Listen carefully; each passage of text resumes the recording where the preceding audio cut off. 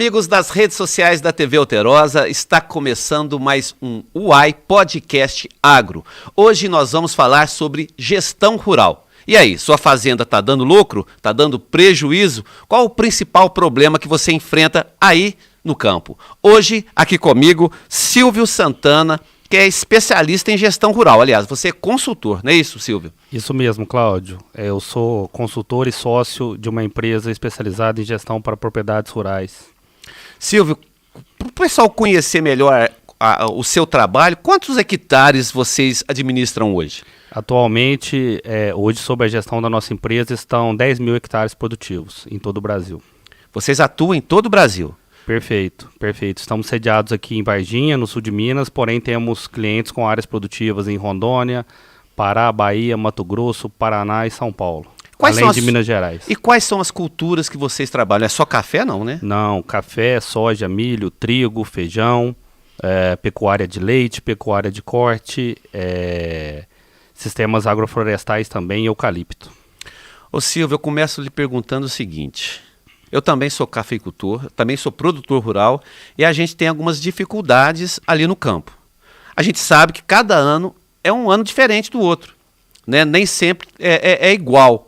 E a gente está sempre acertando e errando. Mas eu queria te perguntar o seguinte, aonde que o produtor mais erra lá na fazenda?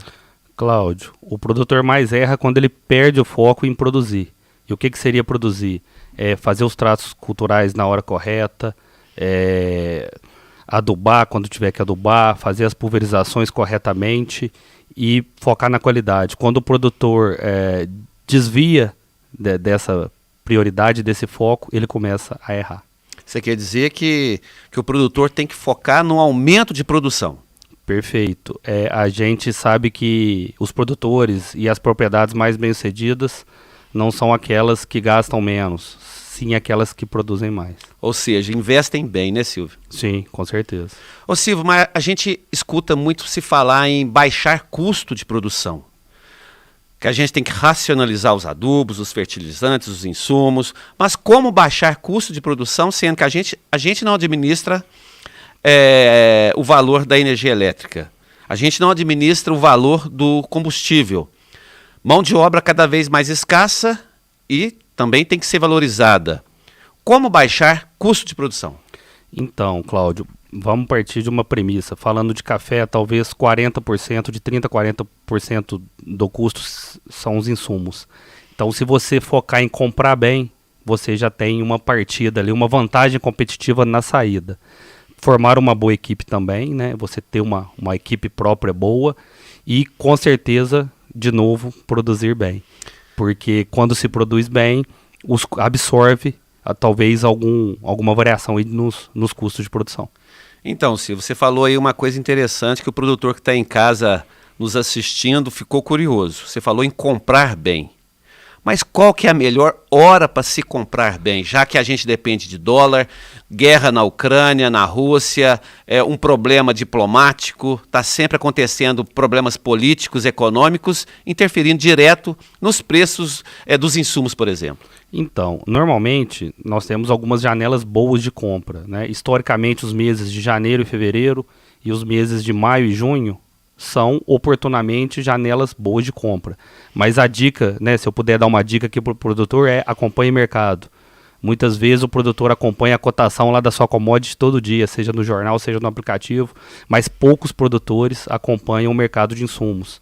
Então, acompanhar relatório, informação de mercado, tendências de mercado, se o mercado de insumos está altista, está baixista, e tentar aproveitar aí as oportunidades de compra e muitas vezes se antecipar, né? Às vezes o produtor está preocupado com essa safra, mas talvez já exista uma oportunidade de compra para a próxima. Exatamente. Nós estamos terminando a colheita, né? O produtor começa a mudar o foco agora para a compra de insumos. E a gente percebeu que lá em junho os insumos estiveram mais baratos. E agora que muitos produtores vão focar na compra agora. Né? Você quer dizer que ele tem que prestar atenção durante o ano todo nesses insumos que ele vai utilizar? Sim, porque muitas vezes ele pode antecipar a compra, o insumo vai ser entregue próximo à safra, ele ganha um prazo para pagar também com a safra atual. Então, muitas vezes ele já garante a compra e não incorre tantos juros, porque esse insumo, um adubo, um defensivo, vai ser entregue logo mais, né? Antes do início da próxima safra. Pois é, mas ele estava no período de colheita. Por exemplo, vamos citar aqui o café. Perfeito. Ele estava no período de colheita, ele precisava de recursos para fazer essa colheita, né? E aí o adubo baixou de preço. Estava legal para comprar. Né, a tonelada aí deu uma desvalorização que... Sim, estava muito interessante, principalmente no mês de junho. Exatamente. Mas e aí? Ele não tem esse recurso para comprar. Compensa fazer financiamento? Com taxa subsidiada do governo, com certeza. Então, a melhor opção sempre seria comprar à vista, mas a gente sabe que nunca, né, nem sempre o produtor tem o recurso. Um custeio subsidiado do governo é sempre vantajoso, porque além de ter uma taxa de juros subsidiada, na compra à vista, as revendas e cooperativas costumam dar um desconto na compra à vista. Então, pega aquele preço cheio de tabela, muitas vezes ele tem 8% até 10% de desconto na compra à vista. Então, grande parte dessa taxa de juro ele já consegue repor aí no desconto da compra à vista. Então é bem interessante. Pois é, mas aí quando você fala juro subsidiado, é o juro do governo, né? Que gira em torno de quantos por cento? Sim, hoje? os juros do plano safra, que hoje para o médio produtor, né, nesse último plano safra aí está em 8% e para o produtor de maior porte 12% ao ano. Nós acabamos de falar de compras, mas e qual é a melhor hora para vender o produto dele? Essa pergunta é mais difícil, Cláudio. A comercialização é sempre um desafio, é um mercado global, né? Normalmente eu falo com relação à comercialização, eu gosto de fazer uma analogia com o dólar, né? Se você vai fazer uma viagem internacional no final do ano, não faz muito sentido você comprar todo o dólar de uma vez, né? Ou deixar para comprar na véspera da viagem. Então, normalmente o que a gente sugere em termos de gestão de risco seria até no máximo 40% antes da colheita, 30% durante e quem puder, né, segurar aí talvez uns 30% depois. Essa é vamos dizer assim, uma regra geral, só que nós temos que avaliar isso na realidade de cada produtor. Por que não fixar mais do que 40%? Se você tiver uma quebra de produção, 30% já foi, né? E muitas vezes, né, então 40% eu já fixei, 30% pode acontecer de perder, né, ter uma frustração de safra, e os outros 30 ali talvez não vão estar numa qualidade que você vai conseguir entregar, né, no padrão. Então, talvez 40, 30 e 30 seja uma boa conta, mas de novo, nós precisamos entender a realidade do produtor. Então quer dizer que a melhor forma, Silvio, é escalonar as vendas, ele fazer a média anual, não preocupar em acertar o olho do mosquito, vamos dizer assim. Não, nunca acertar o olho do mosquito e também, assim como as compras, acompanhar o mercado.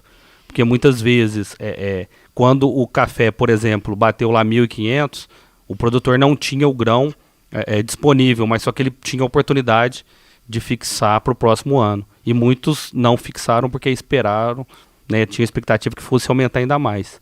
Então, assim, quando tiver uma boa oportunidade de fixação dentro daquele limite, né, seguro, sim, fixar. E não com foco em ganhar mais, mas sim proteger margem de lucro. Você acabou de lembrar aí um fato curioso, aliás, tem muitos cafeicultores, principalmente os cafeicultores, né, que deixaram de vender suas safras a R$ 1.500, R$ 1.600, chegou a bater R$ 1.600, sim, né? E agora o café está na casa dos R$ 800. Esse preço nunca mais ou tem uma esperança aí? O café, historicamente, né, tem até um gráfico que a gente estuda, que o café, historicamente, ele vive ali ele fica estacionado entre 150 e $200 por libra. Hoje ele está na casa de 160. Então, o café de 1.500 era um café de $250 por libra, que justamente ele cruzou a linha dos $200 por libra, porque teve o efeito da geada, ou seja, a oferta baixou muito. Inclusive, naquele ano de 2021, a produção mundial foi menor do que a demanda, por isso que teve. Então, aqueles preços do café, associado com pandemia, foram pontos fora da curva. Então, hoje nós não temos cenário para esse preço voltar, a não ser que tenha problema climático e produtivo muito sério. Ô Silvio, mas em 2020 a gente teve uma super produção, né? A gente produziu muito café. 2021 foi uma queda muito grande, já era uma produção prevista menor, né? 2022 também não superou as expectativas. 2023 é aquela safra que nós estamos acabando de colher. Muita gente se fala numa mesma safra igual ao ano passado, ou maior ou pouca coisa. Quer dizer, a gente vem de 3 anos de frustração de safra. Sim. Não tem um espaço no mercado. Você não acredita que o mercado não pode faltar um pouco de café aí, já que 2020, a relação de 2020 com esses últimos anos e o consumo só aumentando? Faltar café não. O que a gente percebe esse ano de 2023 é uma reposição da oferta de commodity. Então, a safra 23 ainda é uma safra com um potencial menor do que a safra de 2020, né? Mas bem melhor que a 21 e melhor que a 22. Mas a oferta, existe mais café no mercado. Por isso que o café veio caindo e, como a gente fala, o preço do café hoje, a bolsa já precifica a próxima safra. Então, por enquanto, as expectativas são boas para 2024.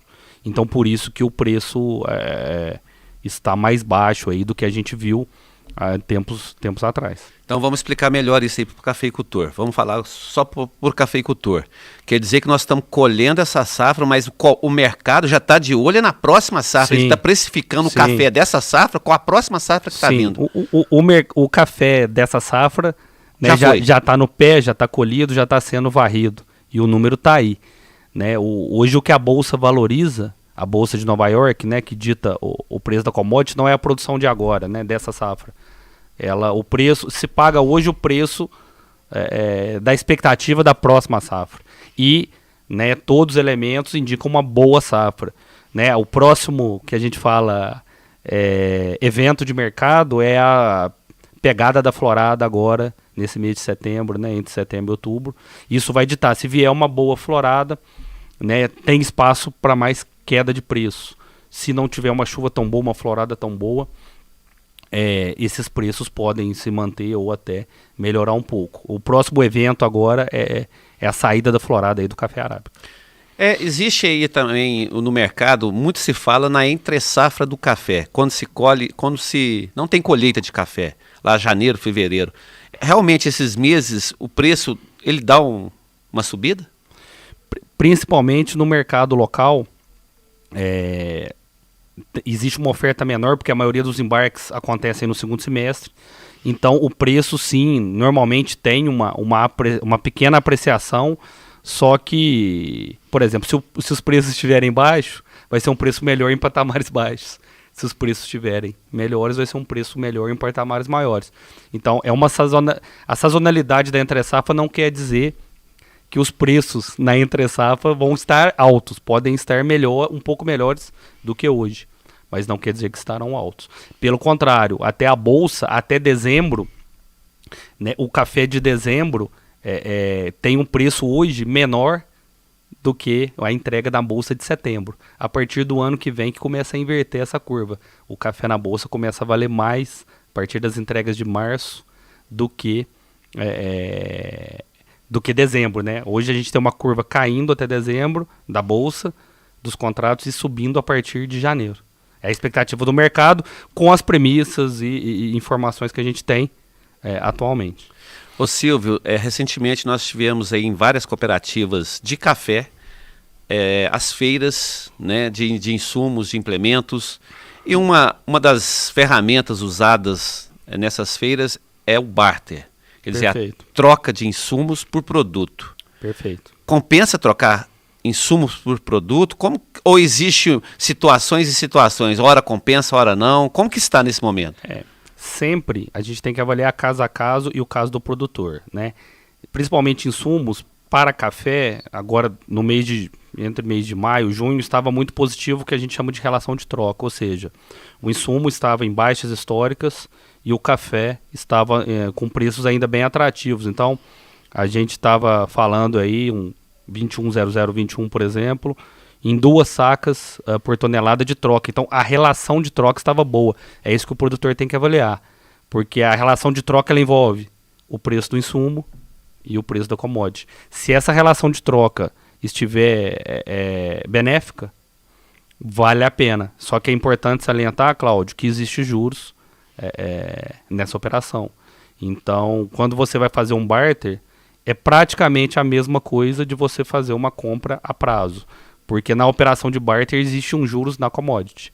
Então, se você fosse comprar à vista o insumo X, ia custar tantos R$1.000, a prazo custa tantas sacas de café, porém incorre um juros em café, em produto naquela operação. É uma outra dica para o produtor, para ele sempre fazer conta. Faça conta. Nunca nunca aceite a primeira opção do vendedor. Avalie todas as possibilidades. Essa é uma dica que eu deixo aí para o produtor. Uma das possibilidades é fazer estocagem. Né? Ele pode pegar o café dele, financiar em estocagem, nem pegar um valor, vamos dizer assim, tocar a lavoura dele, né? E depois vender quando ele quiser esse café. Compensa fazer estocagem? Como que é isso? É vantajoso? É uma operação perigosa, né? Porque, principalmente falando de café, que é uma commodity muito volátil, a partir do momento que você toma um recurso, você vai tomar um recurso, você vai pagar um juro sobre aquele recurso, apostando que a commodity vai subir. Qual que é o risco dessa operação? Você pagar os juros, paga a taxa de armazenagem para o café, e esse café não subir ou até cair. Então... Paga duas vezes. Paga 2 vezes. Então, assim, o produtor tem que ter muito domínio e ter muita, como que eu posso te falar, muita confiança e muita tranquilidade para fazer esse tipo de operação. Normalmente, quem pode fazer isso são aqueles produtores mais capitalizados. Outro recado ou dica que eu deixo para o produtor: você que está com o fluxo de caixa apertado, você que está com muitas contas para pagar, arrisque menos, né? Entregue seu café, procurem comprar bem, produzir bem e não especular tanto no mercado. Tente produzir bem. Porque a gente está vendo exatamente isso também no milho. Porque o milho, ele teve a R$100 a saca, nem sei mais ou menos. Sim. Teve a R$100 a saca. R$100. Hoje está quanto o milho? Cerca de R$50 na nossa região. R$50. Tem muita gente segurando o milho, apostando que no final do ano o milho volte a R$100. Quer dizer, ele vai pagar juro ou pegar dinheiro emprestado apostando. E se o milho não subir, tá aí um problema, né? Perfeito. E o milho ainda tem a taxa de armazenagem e as perdas de armazém que tem, né? Então todo mês que você deixa ali, você vai perdendo um pouquinho. Então o produtor tem que ter muita segurança ou muita confiança, ou seja, ele tem que ter bastante informação de mercado, né? Que também é outro recado que eu deixo: estude o mercado, né? Consulte informações de mercado para tomar suas decisões, mas de novo, o foco maior em produzir, menos em especular. E sempre que a gente for fazer as operações de mercado, pensar sempre mais como proteção e menos como vou ganhar mais. A ideia é se proteger. Não, o nome já diz, é produtor rural. Transações comerciais, ganhos comerciais ficam com as trades, exportadoras e outras empresas aí do segmento. Ele tem que focar em produzir bem e depois buscar uma consultoria, quem sabe vender bem, comprar bem os insumos dele, né? Se proteger. Se proteger e não mirar muito o lucro imediato, muito lucro, porque não é fácil acertar, né? Não é fácil, o mercado global, né? A gente brinca, você falou de milho, né? Todas as pessoas que apostam em milho na bolsa, normalmente 49% acertam e 51% erram. Né? Milho é a commodity mais comercializada nas bolsas do mundo. Então, se os próprios traders de milho em metade das vezes erram, o produtor que está lá com razão preocupado em produzir não deve entrar nesse jogo. Ele deve o quê? Se proteger das variações de mercado. Esse tem que ser o foco dele. Já na cafeicultura existe um ditado, Silvio, que o cafeicultor só vende na baixa. Por quê? Ele só vende na baixa porque normalmente ele vai acompanhando a curva de alta e ele acredita, e aí nas rodas dos bares, né, e nas cooperativas ele acredita ali, sempre existe uma conversa que não tem café. Então os produtores sempre lá em casa tá com pouco café, não tem café, poderia produzir mais. E aí por causa dessa cultura do tem pouco café, o pessoal acha que sempre vai subir e aí acaba não aproveitando as oportunidades. Quando começa a cair, aí que ele se atenta e aí ele começa a vender, mas às vezes pode ser tarde. né? Então, o que eu sugiro é que o produtor proteja as suas margens, ou seja, faça parte da sua produção aí, ele trave, né, em instrumentos de trava, principalmente aí o mais comum, o mercado a termo, e também entenda a sua realidade do seu fluxo de caixa, porque às vezes o produtor ele não trava, não se protege, só que ele já sabe que ele vai ter que vender a safra toda. Então ele pode, às vezes, e não é só para o ano que vem, muitas vezes nós tivemos exemplo de produtores, né, que são contratantes da nossa empresa, que era ainda maio desse ano, o preço ainda estava R$ 1.200, R$ 1.100, ele tinha compromisso para agosto. Nós falamos, olha, o mercado está baixista. Então, você tem um compromisso grande aqui, que é pagamento de um insumo, por que você já não trava para agosto? Você já sabe que você vai precisar desembolsar esse dinheiro. Não, eu acho que não vai cair, O que aconteceu? Vendeu o café agora a R$ 850 para pagar esse insumo que já estava. Então, ou seja, a gente, às vezes você não precisa fazer uma trava para o ano que vem, você pode fazer uma trava ali de curto prazo, sendo que você tem um compromisso ali de curto e médio prazo que já está posto. Então, ou seja, é entender mercado, é entender a sua realidade e entender o seu fluxo de caixa e os seus compromissos. Então, não tem resposta certa A ou B. É avaliar mercado, sua realidade de produção e sua realidade de caixa. Mas eu vou citar um exemplo aí para você, porque o produtor, ele olha para a Bolsa de Valores, para o mercado. Quanto está a saca de café? No mercado futuro, 1.100. Quanto que ela está valendo hoje? 1.200. Ele não acredita que ela vai cair, né? Aonde ele vai arriscando, não é possível. No mínimo eu vou vender a 1.100. E de repente, no caso do café, foi para R$ 800, né? Foi uma queda muito brusca em pouco período, né? Então, se ele estivesse avaliando o mercado com todas as tendências baixistas, provavelmente ele poderia fixar parte da sua produção para o próximo ano para garantir pelo menos ali os 40% do custo dos insumos. Se chegasse lá no ano que vem, tivesse algum evento climático, o café estivesse mais alto, ele venderia o excedente a um preço mais alto. Só que se estivesse num preço mais baixo, ele já teria travado ou protegido pelo menos o seu custo de produção. Silvio, agora vamos falar sobre investimento. Porque investimento nas fazendas é diário. Tem que estar sempre investindo, procurando modernizar, novas soluções, novas tecnologias. Mas existe um momento certo que o produtor ele vai visualizar, olhar para o caixa da fazenda, o fluxo de caixa, as despesas dele, os investimentos principais que ele precisam ser feitos, e ele precisa comprar uma máquina, uma colheitadeira, por exemplo. Que hora que ele faz esse investimento? Que hora que ele pode decidir, olha, está na hora de eu comprar esse equipamento? Normalmente a gente fala, são 3 perguntas que o produtor tem que fazer. Primeiro, vai aumentar minha produtividade? Se aumentar a produtividade já é vamos dizer assim, um primeiro passo. Segundo, vai aumentar a minha eficiência? Porque muitas vezes não aumenta a produtividade, a própria produção, só que vai aumentar a eficiência operacional. Ok, então se vai aumentar a produtividade ou se vai aumentar a eficiência, é sim uma boa opção. E aí uma terceira pergunta que ele tem que responder é: o meu fluxo de caixa comporta? Porque não adianta nada o produtor fazer um investimento que vai ali aumentar a produtividade ou vai aumentar a eficiência, só que se o fluxo de caixa dele não comportar. E nós temos que tomar cuidado também com ociosidade de máquinas. Então, muitas vezes, aquele investimento seja em alto, estrutura, né? Em máquina, você tem ali um número mínimo de horas ali que você tem que usar. Uma colhedeira de café, por exemplo, é um investimento alto, que são poucas horas que o produtor usa durante um ano. Então, ele tem que avaliar muito bem, porque ali, além do custo da manutenção e da parcela, existe a depreciação da máquina, né? Que muitas vezes ele não olha, ele não faz essa conta. A depreciação da máquina, que às vezes então compensa ele fazer o aluguel. O aluguel, perfeito. Essa é a conta que ele tem que fazer. Então, quantas horas eu vou usar esse implemento, essa máquina na minha fazenda, e a conta, né, por exemplo, uma colhedeira de café, ele paga lá R$100 mil de aluguel lá para um prestador de serviço. Ele faz a conta só da parcela, mas eu vou pagar uma parcela de 80.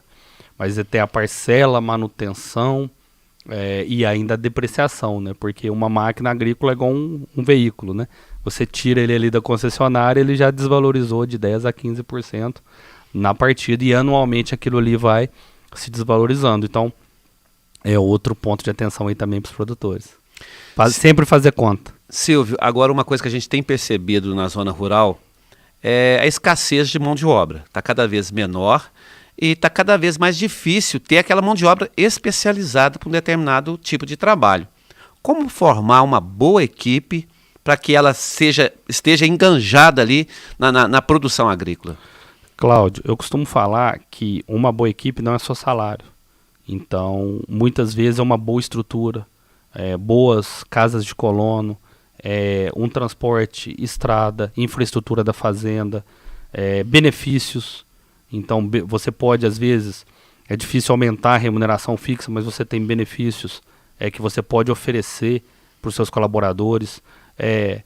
Parte de clima, eventos, treinamentos, educação, ou seja, valorizar o profissional, né? Assim, o agro não tem nada diferente de uma empresa da cidade. Ali, logicamente, remuneração é importante, todos temos, né, contas para pagar, porém o profissional, tem pesquisas que falam que ele é movido, né, não só pela remuneração, e sim por outros temas motivacionais e liderança, né? Então não adianta nada também você tentar formar uma boa equipe sem um bom líder. Então a gente precisa de bons líderes no campo também. Silvio, para a gente encerrar, eu queria que você deixasse um recado para os produtores rurais. Como otimizar melhor na fazenda, fazer a fazenda ser rentável, ter lucro, liquidez, né? E ter essa boa equipe, fazer a fazenda prosperar. Olha, Cláudio, o que eu poderia deixar como dica né, nós somos, né, uma empresa de gestão propriedade, mas a gestão ela não anda separada da parte técnica. Então, um recado invista na parte técnica da sua fazenda. Então, tenha um bom agrônomo, invista na parte técnica dos seus profissionais, tenha uma boa estrutura de trabalho, né, um bom clima de trabalho para a sua equipe e procure fazer as coisas certas na hora certa. Então, preocupe em produzir bem. Né? A gente não conhece produtores que quebraram porque produziam muito. Normalmente é o contrário. Então, preocupe em produzir bem, fazendo o quê? Tecnicamente bem, fazendo as coisas certas na hora certa. Depois, dica em segundo plano procure se proteger no mercado. Então, procure comprar bem, comprar de forma inteligente e procure se proteger, proteger a ponta comercial no mercado. E também sempre olhe para o seu fluxo de caixa. Porque a gente fala que você tem empresas que dão lucro, só que não tem caixa e quebram. E você tem empresas que dão prejuízo, só que tem fluxo de caixa e ficam ativas. Então, o caixa é soberano. E dinheiro no agro não aceita desaforo. Então, produza bem, preocupe com o operacional, se proteja no mercado, compre bem e cuide do caixa. Silvio, muito obrigado. Eu conversei aqui com Silvio Santana, que é consultor em gestão rural aqui no município de Varginha e atende todo o Brasil, não é isso, Silvio? Isso mesmo. Obrigado, Cláudio, pela oportunidade. Obrigado, Silvio. Até o próximo programa. Gente, a gente fica por aqui e a qualquer momento a gente volta com mais um UAI Podcast Agro. Um abraço.